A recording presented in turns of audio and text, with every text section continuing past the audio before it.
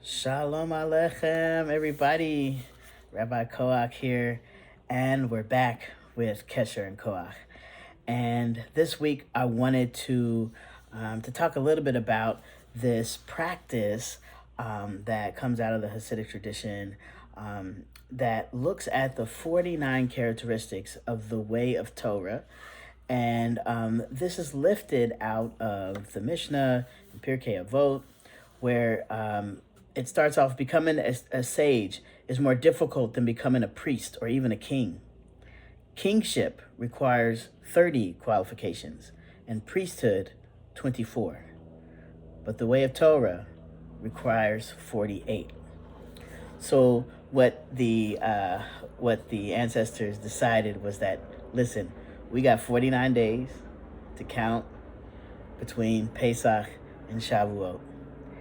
And here's 48 things we could be actually working on during these 49 days. And so, last week we talked about taking an account of our lives. And here's a way to do that.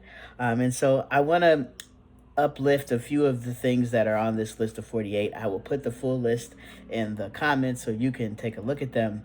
But I think it's important, to give us guideposts. Sometimes it's hard to what am I going to take an accounting of? And maybe I don't know exactly what I want to do or what to work on. And here's a list that you can choose from should you decide to take it upon yourself to do that kind of accounting. And so just so you know, the practice is that each day you look at one of the 48. And on the 49th day, you do chazarah. You review all 48 of these different characteristics that lead us to the way of Torah. And so here's a few of them.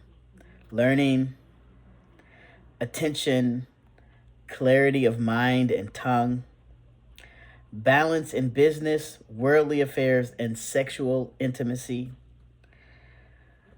guarding one's words, not claiming merit for oneself, loving God, humanity, justice, and reproof, answering queries honestly.